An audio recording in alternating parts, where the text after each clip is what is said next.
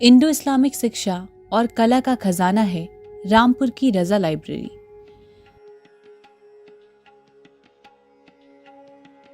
यहाँ के किताबी खजाने में 17,000 पांडुलिपियां और 3 लाख से भी अधिक किताबें, पत्रिकाएं और अन्य सामग्री मौजूद है। इनमें हजरत अली के हाथ से ऊंट की खाल पर लिखी कुरान, ये ऊँट की खाल है चमड़े पर, इस पर लिखा गया है कुरान शरीफ।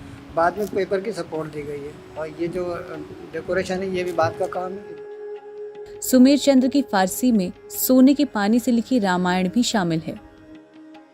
ये सीता ने अपनी बिलोंगिंग्स कुछ नीचे गिराई, जिसकी वजह से हनुमान जी पहुँचे ढूंढते ढांढते। It is 200 years old library. Nawab Fazlullah Khan was the first Nawab of Rampur. He himself was the founder of the library.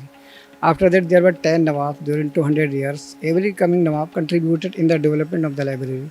That's why it became the richest library of the world. And the most speciality of this library is that it is a basically research library.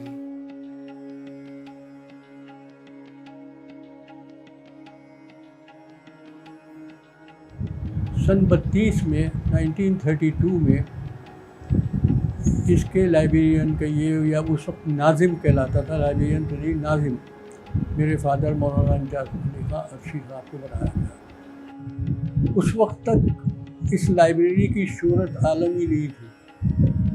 तो मालूम था नवाब साहब की library है, और जो नवाब साहब के मेहमान हुआ करते थे वो या बहुत ऊँचे दर्जे के जो आलिम हुआ करते थे, उन्हें कोई चीज़ कंसल्ट करना होती थी तो वो आते थे। आम आदमी के लिए रसाई नहीं थी।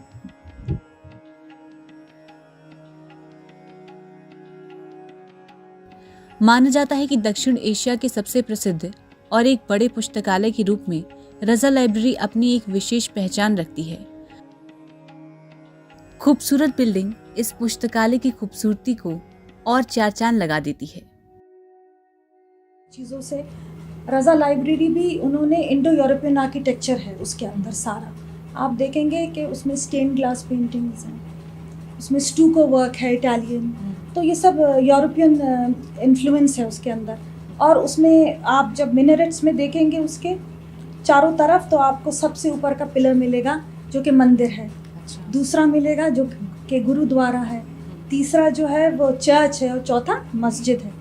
तो ये ही एक बिल्डिंग है वाहिद हिंदुस्तान में जो कि एग्जाम्पल है सेक्युलरिज्म का, कि सब जो ब्रदरहुड का, यूनिटी का। रजा लाइब्रेरी की पांडुलिपियों, ऐतिहासिक दस्तावेजों, इस्लामी सुलेख के नमूने, लघु चित्र, खगोलीय उपकरण और अरबी और फारसी भाषा की पुस्तकों के लिए ये लाइब्रेरी जानी जाती है। लेकिन इसको जो इंटरनेशनल फेम मिली वो मिली मेरे फादर के रिसर्च कामों से। मेरे फादर ने वो Arabic scholar, Persian scholar, Urdu scholar, Pashto scholar और इस सब के बाद हिंदी स्कॉलर। जब उनका काम प्रिंट हुआ, पब्लिश हुआ और वो लोगों पे पहुंचा और वो नाजिम रजा लाइब्रेरी रामपुर, तो उससे इसको शोहरत मिली। फिर उनके जो मज़ामीन छपते थे, उनकी जो किताबें छपी, तो लोगों को ये अंदाज़ा हुआ कि ये ट्रेजर जो है बुक्स का, इसकी अहमियत क्या है। अब तक ये लाइब्रेरी सिर्फ एशिया में जानी जाती थी, पर अब हाल ही में कनाडा की इन फ्लाइट पत्रिका इन रूट ने दुनिया की 10 लाइब्रेरियों में रजा लाइब्रेरी को 8वें स्थान पर रखा है। जैसे कुरान पाक के 500 मैनुस्क्रिप्ट्स हैं, इमाम जाफ़र सादिक के हाथ का लिखा हुआ, याक़ूत मुस्तासिमी जो हारून रशीद के ज़माने का बहुत इम्पोर्टेंट कैलीग्राफर था, उसका करीबी, उसके हाथ का लिखा हुआ यहाँ पे मैनुस्क्रिप्ट मौजूद है। और इब्ने मुक़ला जो was the inventor of the Naskh script, उसकी अपनी हैंड राइटिंग का मैनुस्क्रिप्ट जो कुरान पाक का वो यहाँ पे हमारी लाइब्रेरी में है। तो इस तरह रेयर चीज़ें सबसे ज़्यादा यहाँ पर हैं। कामरान का दीवान, बाबर का पोइट्री कलेक्शन जो है वो यहाँ पर कहीं और नहीं मिलेगा। शाहजहाँ की पर्सनल लाइब्रेरी की जो किताबें हैं उन पर उसके कमेंट्स, उनकी राइटिंग मौजूद है। और बहुत उससे ये पता चलता है कि उनको कितना किताबों का शौक़ था। Being a ruler, being a king, they were also very fond of books and they collected the important books and what kind of books they were interested in, it shows his library. Raza library में संस्कृत, हिंदी, उर्दू, अन्य महत्वपूर्ण पुस्तकें, दस्तावेजों के अलावा इस्लामी धर्म ग्रंथ कुरान पाक की पहले अनुवाद की मूल पांडुलिपि है।